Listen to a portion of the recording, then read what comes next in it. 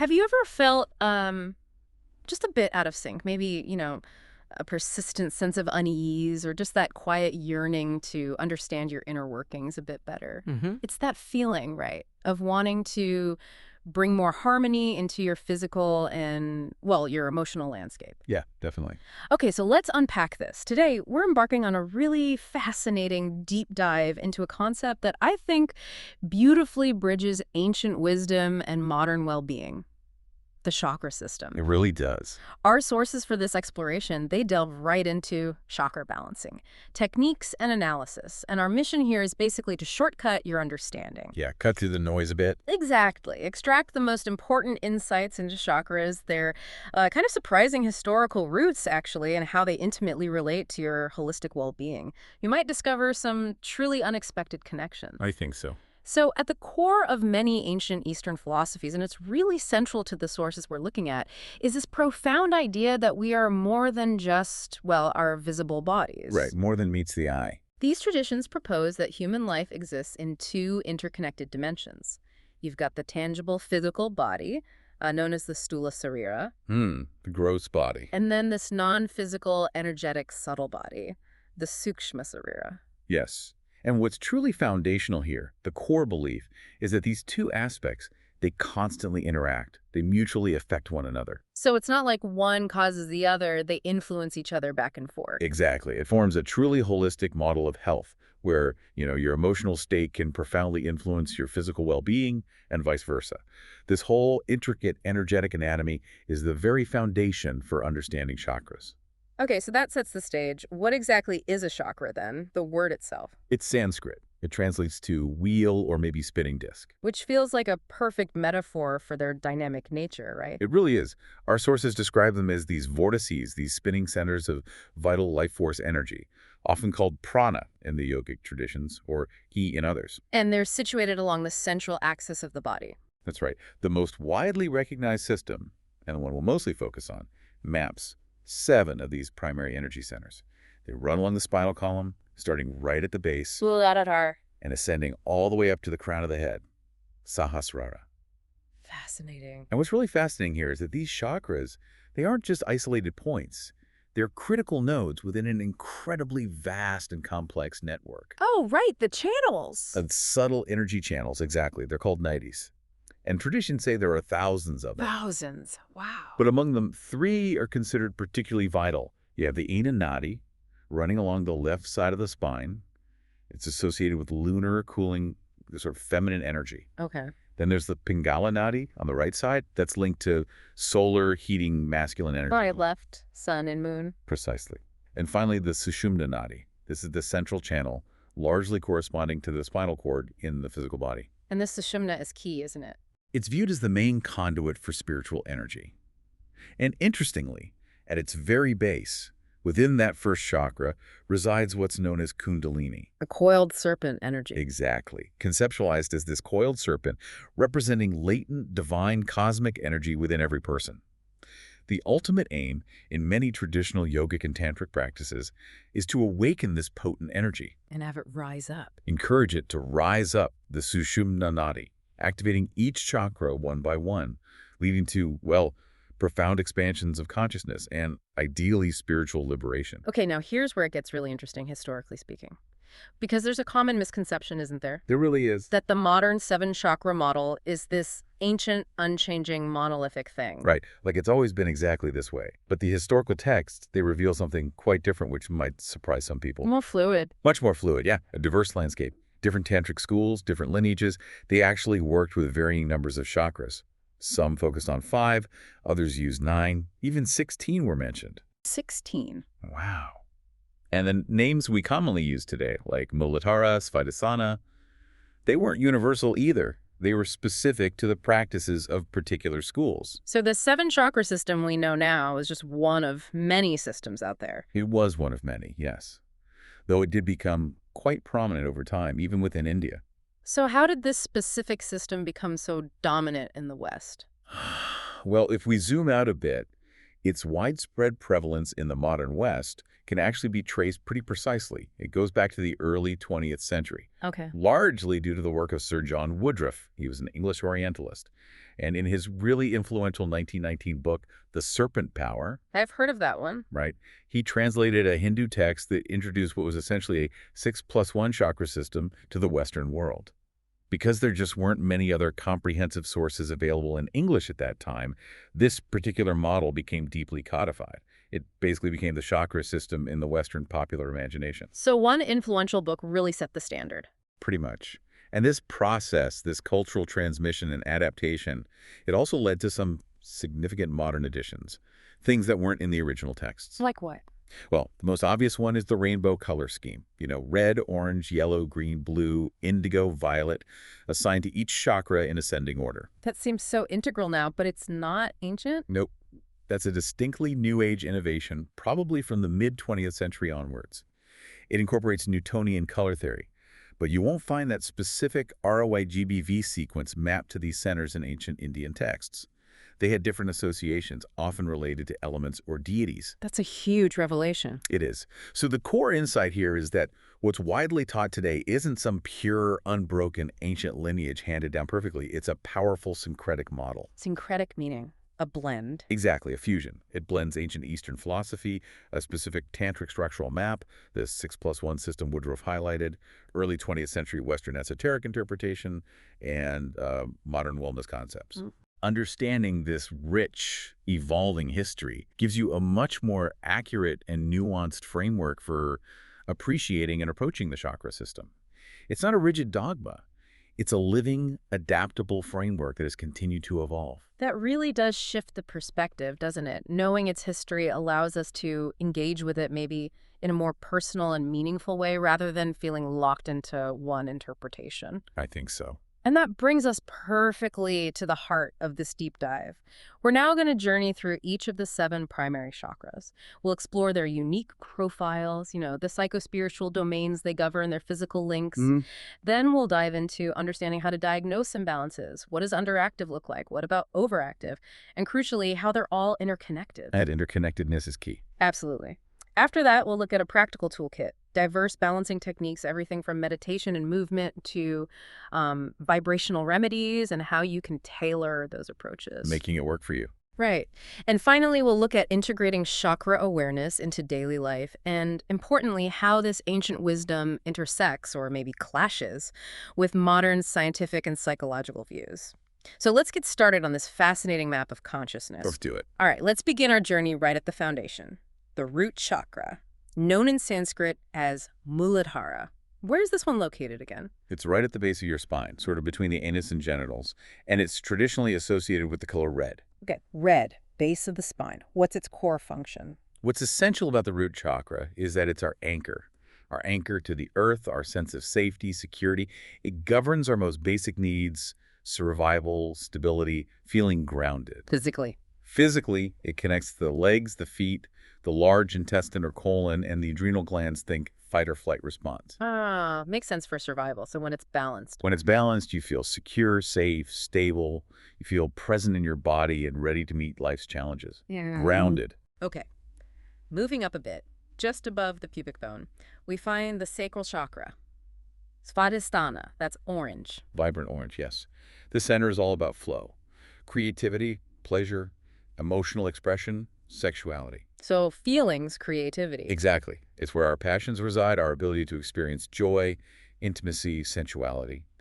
Physically, it relates to the reproductive organs, the bladder, kidneys, and the lower back area. And a balanced A sacral. balanced sacral chakra means you're emotionally fluid, you can express your feelings healthily, you feel creative, and you can experience pleasure without, excessive guilt or repression. Got it. Next up, the upper abdomen, around the navel area. The solar plexus chakra, Manipura. Yellow, right. Brilliant yellow, often depicted like the sun. And that fits because this is your power center. Personal power. Personal will, self-esteem, confidence, your ability to take action, to manifest your desires, to set boundaries. It's closely linked to the digesting system, stomach, liver, pancreas, gallbladder. So gut feelings might connect here. Very much so. When the solar plexus is balanced, you feel strong, self-assured, capable. You have a clear sense of purpose and the confidence to pursue it. Okay. And then right in the center of the chest, at the heart level, the heart chakra, anahata, radiating green. This one feels really pivotal. It absolutely is. The heart chakra, anahata, acts as a bridge. It connects the lower three chakras, which are more concerned with the physical world and the self, Right. Survival, pleasure, power. to the upper three chakras, which are more related to spirit, truth, and intuition. It's the integration point. And its domain is. Love, compassion, empathy, forgiveness, connection. Both giving and receiving love freely, love for others, and crucially self-love too. Physically. Physically, it relates to the heart itself, the lungs, the circulatory system, and the thymus gland, which is part of the immune system. A balanced heart chakra allows you to form deep, meaningful connections, to feel empathy, and maintain emotional balance. Beautiful. Okay, moving up to the throat area. The throat chakra, vishuddha, associated with blue. A clear, bright blue. This center is all about expression. Authentic expression and communication. Speaking your truth. Speaking your truth, yes, but also listening deeply. It governs your ability to articulate thoughts and feelings effectively and honestly. Physically, it relates to the throat, neck, mouth, thyroid and parathyroid glands, and the vocal cords. So a balanced throat chakra means clear communication. Clear, confident, authentic communication. You can express yourself without fear, and you can also truly hear others. Okay. Then, between the eyebrows, the famous third eye chakra, ajna, deep indigo. Yes, Ajna. The third eye is our center of intuition, insight, perception, and inner wisdom. Seeing beyond the surface. Exactly. Seeing beyond the obvious, recognizing patterns, accessing inner guidance, imagination. It's linked physiologically to the pituitary gland, often called the master gland, and sometimes the pineal gland as well, and the brain itself. And when it's balanced. A balanced third eye brings clarity of thought, foresight, strong intuition, and the ability to make decisions aligned with your inner knowing. You trust your insights. Powerful. And finally, at the very top, the crown of the head, the crown chakra, Sahasrara, violet or white light. Often seen as violet or brilliant white light, yes. Yeah. Sahasrara, meaning thousand-petaled lotuses. Mm. This is our spiritual connection, our gateway to universal consciousness, enlightenment, divine understanding. Transcendent. Transcendence, yes. Yeah. A sense of unity with all existence, beyond the individual ego. Physically, it relates broadly to the brain, the central nervous system, and the pineal gland too. And balance here means. When the crown chakra is balanced and open, you experience profound peace, spiritual connection, wisdom, and a deep understanding of your place in the universe, a feeling of oneness. Wow, that's quite a map, from basic survival right up to universal connection. It really is a developmental map of consciousness in many ways. Now that we have a clearer picture of each center, how do we actually know if a chakra is out of balance? It's not always like a flashing red light, is it? No, definitely not. It often manifests quite subtly at first. Maybe it's just a feeling or a recurring physical sensation. The key thing to understand is that chakras can generally be either underactive or overactive. Underactive meaning not enough energy flow, and overactive, too much. Kind of, yes. Underactive might feel blocked, sluggish, deficient. Overactive can feel excessive, overwhelming, or like the energy is spinning out of control. And these states impact us physically, emotionally, psychologically. Okay, can you give an example? Let's take the root chakra, Muladhara, again. Sure. If your root chakra is underactive, you might feel anxious, insecure, fearful, ungrounded, maybe financially unstable, or constantly worried about basic needs. Physically, it could manifest as issues with your lower back, legs, feet, maybe even chronic fatigue or elimination problems. And overactive. Can you be too grounded? In a way, yes. An overactive root could manifest as being overly materialistic, hoarding, resistant to change, maybe feeling heavy or sluggish. Or it could manifest as greed or aggression stemming from fear. Rigidity is a key sign.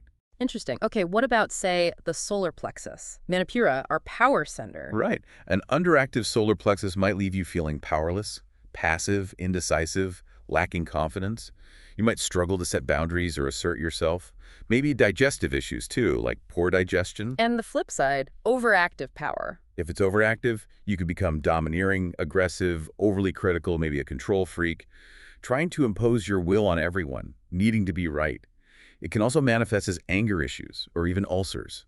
It's about recognizing that both extremes are a departure from that balanced state of confident self-possession. Okay. And the heart chakra, Yeah. Anahata, that one feels so central to emotional well-being. It really is.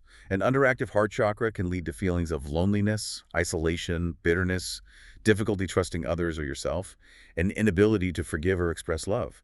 You might become overly critical or withdrawn. That makes sense. What about overactive? Can you love too much? Well, an overactive heart, perhaps surprisingly, can manifest as codependency, sacrificing your own needs constantly to please others, lacking boundaries in relationships, feeling possessive or jealous, or even being overwhelmed by grief or sadness. It's not about the amount of love, but the balance and health of its expression. This really highlights a crucial point you mentioned earlier, the interconnectedness. We often focus on just one symptom, but the sources emphasize that these chakras function as a kind of compensatory system. Exactly right. That's a fascinating aspect. What you experience as a noticeable symptom, let's take that aggressive, controlling behavior of an overactive solar plexus. Right. That might actually be a compensation. It could be covering up a deeper underactive root cause. Yeah. Perhaps a fundamental insecurity stemming from an underactive root chakra. You feel unsafe, so you overcompensate by trying to control everything. Ah, okay. So the symptom isn't always where the core problem lies. Precisely. Or, another example, maybe someone has an overactive throat chakra. They gossip constantly, interrupt, dominate conversations. We all know someone like that, maybe. Maybe. But that could potentially be a way to compensate for a profound feeling of loneliness and disconnection stemming from an underactive heart chakra. They talk at people because they don't feel truly heard or connected. Wow. That understanding is really transformative, isn't it? It is, because it emphasizes the need for holistic self-investigation. It guides us to look beyond the surface symptom and ask, what's really driving this? Is there a deeper imbalance elsewhere in the system that needs attention? Yeah. They're all connected in this intricate dance. Okay, so once we start to recognize these potential imbalances, maybe through self-reflection or noticing patterns, what's in the toolkit? What can we actually do to help bring these energetic centers back into harmony? Our sources outlined a really rich array of techniques. Yes, quite a few. The primary principle behind almost all balancing techniques is conscious intention and focused awareness. Bringing your attention to it is the first step. Mindfulness, essentially. Many practices absolutely fall under the umbrella of mindfulness, guiding you to bring non-judgmental attention to specific areas of your body, specific feelings, or the energetic field itself. Okay, so what about physical practices? Yoga comes to mind immediately. Yes, yoga asanas, or postures, are incredibly effective because they work on both the physical and energetic levels. For instance, grounding poses like tree pose, Vrksana, or warrior eye for Padrasana eye can really help strengthen and stabilize the root chakra. Makes sense. And for the heart? Heart-opening poses like Cobra, Bhujangasana, or Camel Pose, Ustrasana, can help release tension and activate the energy of the heart chakra. Back bends are often key there. Twists can be great for the solar plexus. And breath work. We hear so much about pranayama. Is that connected? Breathwork, or pranayama, is absolutely foundational. It directly manipulates prana, the life force energy. Techniques like deep belly breathing, dirga pranayama, can directly energize the lower chakras, especially the solar plexus. And something like nadi shodhana, alternate nostril breathing, is specifically designed to balance the Ida and Pingala nadis, those left and right energy channels we mentioned. That fosters overall energetic harmony across the whole system. So simple breathing can be quite powerful. What about sound? Mantras. Yes, sound and vibration play a huge role in many traditions. Chanting specific mantras associated with deities or qualities linked to a chakra can be very effective. Or even simpler, vocalizing the chakra's associated seed syllable or bija mantra. Like lamb for the root. Exactly. Lam for the root, vam for the sacral, ram for the solar plexus, yam for the heart, ham for the throat, om, or sometimes kisham for the third eye, and silence, or om, for the crown. Making those sounds creates resonant vibrations that can stimulate and help clear the energy center. So we're talking about active participation, movement, breath, sound. It's not just passive, is it? What about visualization or other therapies? No, it's very much about engagement. But yes, visualizations and guided meditations are also fantastic tools. You can simply visualize the specific color associated with a chakra, imagining it spinning brightly and clearly, expanding with each breath. Like bathing the area in that color light. Precisely. Or you can follow guided meditations specifically designed to cleanse and balance the chakras, perhaps visualizing energy flowing smoothly up the Sushumna. Okay. And then there are external aids people use, like oils or crystals. Yes, those fall into the category of vibrational medicine, essentially. Aromatherapy, using specific essential oils, can influence mood and energy quite quickly. Grounding scents like vetiver or cedarwood for the root, or uplifting florals like rose or jasmine for the heart. Crystal therapy works on a similar principle of resonance. It involves placing specific gemstones chosen for their color and perceived energetic properties, like red jasper or hematite for the root, or emerald or rose quartz for the heart, on or near the corresponding chakra areas during relaxation or meditation. And even diet. You mentioned eating the rainbow. Yeah, that's a simple, intuitive way to think about it, bringing vitality to each chakra by consuming whole foods that correspond to their colors. Red beets for the root, orange carrots for the sacral, yellow corn for the solar plexus, leafy greens for the heart, blueberries for the throat, third eye, and so on. It's about nourishing the whole system. That makes a lot of intuitive sense. And finally, some sources mentioned energy healing modalities like Reiki. Yes, Reiki and similar hands-on or hands-off energy healing practices are also part of the toolkit for many. These involve a practitioner trained to channel universal life force energy, directing that energy towards the recipient to help clear blockages and restore balance within the subtle body and chakra system. Wow, quite a diverse toolkit. It really is. And the beauty of it is its diversity. The most effective approach is often to tailor these techniques to your own individual needs and preferences. Listen to your body, listen to your intuition, see what resonates. It's not a rigid prescription, but really a journey of self-discovery through these different practices. That feels empowering. It's not just about dedicated practice sessions, though, right? This feels like a framework, a holistic map for self-awareness. How can we weave this awareness into just our daily lives? That's a great question. It really begins with simple self-reflection and mindful living.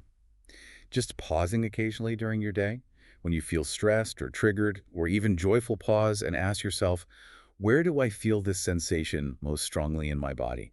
Which energy center might be involved? So checking in with the physical sensations? Exactly. Is it a tightness in your chest? Maybe that's the heart chakra reacting, a knot in your stomach. Solar plexus, a feeling of being scattered or spaced out, maybe the root needs grounding. Just noticing creates awareness. Journaling could help track patterns, too. Absolutely. Journaling about your emotional states, your physical feelings, your dreams even, can start to reveal recurring patterns that might link back to specific chakra imbalances or strengths. So it's really about connecting our everyday, moment-to-moment experiences back to this energetic framework. Less abstract, more embodied. Precisely. It's about consciously engaging with your inner landscape using this map. For instance, maybe before you have a difficult conversation, you could take a moment, place a hand on your throat, breathe into your throat chakra, and set an intention for clear, kind, honest communication. That's practical. Or if you're struggling with indecision or feeling overwhelmed, you might consciously do a few deep belly breaths, maybe visualize yellow light in your solar plexus, reminding yourself of your inner strength and capacity to act. It turns the chakra system from just a concept into a living, breathing tool for navigating your day-to-day life with greater intention, balance, and awareness. Okay, so what does this all mean then? We have covered a lot of ground in this deep dive. We really have. We've unpacked this ancient concept of the subtle body, the chakras. We've traced their evolution, how we got to the modern understanding, which was really eye-opening. The historical piece is important. We explored each of the 7 main energy centers, seeing them almost as a developmental map from the basic root right up to the transcendent crown. We learned how to recognize signs of imbalance, the underactive and overactive states, across our physical, emotional, psychological lives. And how they show up differently for each person. Right, and we discovered this rich array of balancing techniques. Yoga asanas, pranayama, sound, vibration, aromatherapy, crystals, Reiki, plus those daily integration practices like mindful check-ins or even eating the rainbow. It's a comprehensive system. It truly is. And if we connect all this back to the bigger picture, that profound insight really stands out again. The way the chakra system functions as an interconnected, compensatory whole. Right, the idea that a symptom in one place might stem from an imbalance somewhere else. Exactly. Remember the example. That aggressive, controlling behavior may be showing up as an overactive solar plexus might actually be a compensation. It could be driven by a deeper, underactive issue, like insecurity rooted in the root chakra. Or the excessive talking from an overactive throat may be compensating for loneliness from an underactive heart. Precisely. And understanding that is transformative, isn't it? It pushes us towards a more holistic self-investigation. Look for the foundational causes, don't just treat the surface symptom. Definitely requires more self-awareness. Yeah. Now, we do have to address the elephant in the room, so to speak, the question of scientific validity. The skepticism. From a strictly empirical scientific viewpoint, it's true, isn't it? Scientific instruments haven't directly measured or proven the existence of chakras as literal physical spinning disks of energy. That's correct. The concept of a subtle energy body lies outside the current materialist paradigm of mainstream science. So this fundamental lack of measurable objective proof is the primary source of skepticism for many. You can't put a chakra under a microscope. Right. But, and this is a fascinating but, what is compelling are the correlations that many researchers and even anatomists have pointed out. Correlations like what? Yeah. Well, the physical locations traditionally assigned to the major chakras aligned remarkably well with key points in our physical anatomy, specifically with the central nervous system, particularly the major nerve plexuses. Plexuses, those bundles of nerves. Exactly. Dense networks of intersecting nerves branching off the spinal cord that control major bodily functions. For example, some studies suggest the root chakra's location and its association with grounding and elimination align quite well with the inferior hypogastric plexus, which innervates the pelvic organs. Interesting. And the endocrine system, too. Glands. Yes, that's another striking correlation. Each major chakra is consistently associated with one of the body's major endocrine glands, which produce hormones regulating countless functions. The throat chakra aligns with the thyroid gland, the third eye with the pituitary and pineal glands, the root with the adrenal glands, and so on. So what does that correlation suggest? Well, it doesn't prove chakras exist as described in ancient texts. But it strongly suggests that when someone focuses intention and practices like meditation or breathwork on balancing a specific chakra, they are, at the very least, directing their focused attention and influencing a verifiably real and vital physiological crossroads in their body, a key nerve center or hormonal gland. So you're interacting with real biology, even if the wheel of energy isn't literally there in a measurable way. Precisely. Furthermore, the chakra system can also be understood quite powerfully as a sophisticated psychological framework for human development. How so? Its progression, from the root chakra's focus on basic safety and survival, up through the heart's capacity for love and connection, to the crown's seeking of meaning and transcendence, it strikingly mirrors established Western psychological models. Like Maslow's hierarchy. Exactly like Maslow's hierarchy of needs, from physiological and safety needs right up to self-actualization. It also parallels Erikson's stages of psychosocial development, which map developmental challenges across the lifespan. So it's like an ancient map of psychological growth. In many ways, yes. But the key difference, and maybe the advantage, is that the chakra model provides an embodied map. It links these psychological stages and needs directly to specific energetic states and felt senses within the physical body. It offers a more integrated mind-body approach to understanding ourselves, growth, and healing. Okay, and this brings us to the psychology of healing itself, because people do report benefits from chakra work, right? Reduced stress, emotional release, feeling more centered. Absolutely. Many people experience profound benefits. So even without definitive scientific proof of the chakras themselves, how can we understand why these practices seem to work? There are established mechanisms, aren't there? Yes, several well-understood psychological and physiological mechanisms likely play a significant role. First, you have the placebo effect. Which often gets dismissed, but it's real, isn't it? It's incredibly real and powerful. It's not imaginary healing. It's a demonstration that our beliefs, expectations, and the rituals we engage in can create tangible, measurable physiological changes in the body. The symbolic nature of chakra work, visualizing red roots growing down to feel secure, for example, provides a potent narrative for the mind to latch onto, which can trigger the body's own healing responses. And some studies suggest things like Reiki might even go beyond placebo. There are some intriguing studies suggesting that, yes, hinting that there might be more going on than just expectation, but the placebo component is undeniably strong and shouldn't be underestimated. Okay, what else? Mindfulness. At their core, many, if not most, chakra techniques are exercises in focused, non-judgmental awareness. You're paying attention to your breath, to bodily sensations, to energy flow. That's essentially mindful body scan meditation. And we know mindfulness has proven benefits. Huge proven benefits.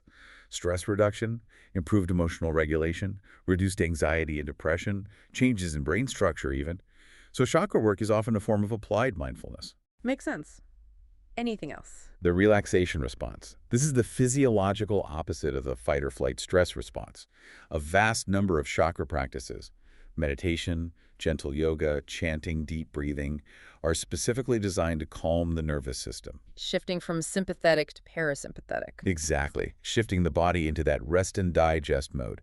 This activation of the parasympathetic nervous system actively counteracts the damaging effects of chronic stress and allows the body's natural healing and restorative processes to function optimally. So belief, mindfulness, and relaxation, all scientifically recognized pathways to well-being, are engaged through these practices. Precisely. So ultimately, maybe the debate over whether chakras are real in a literal, measurable, physical sense, perhaps it misses the most profound point. Which is? The enduring power and relevance of the chakra system seems to lie less in its objective, provable existence and more in its profound utility, its usefulness as an integrative framework for self-awareness and holistic well-being. A useful map, even if it's not perfectly geographically accurate? That's a great analogy. It offers a rich, symbolic language and an intuitive map for navigating the incredibly complex territory of the human experience, our bodies, emotions, minds, spirit. For many people, it's simply easier, more resonant, and more motivating to focus on opening my heart chakra to feel more compassion than to think about, say, modulating my limbic system's response to social stimuli. It makes the abstract tangible. Exactly. The chakra framework provides a specific location in the body to focus on, a sensory anchor like a color or a mantra or a physical sensation, and a clear intention for healing or growth.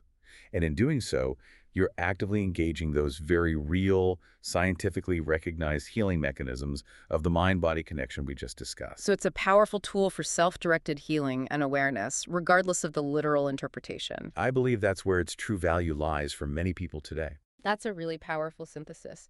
So, thinking about everything we've explored, for you, listening right now, what truly stands out from this deep dive? Here's a final thought to maybe mull over. If we view the chakra system not just as an ancient belief system, but perhaps as a brilliant, user-friendly interface for our own incredibly complex internal operating system, our mind, body, emotions, energy, what new questions does that provoke for you? How might you consciously interact with your own inner landscape using this map to foster greater harmony, balance, and vitality in your daily life?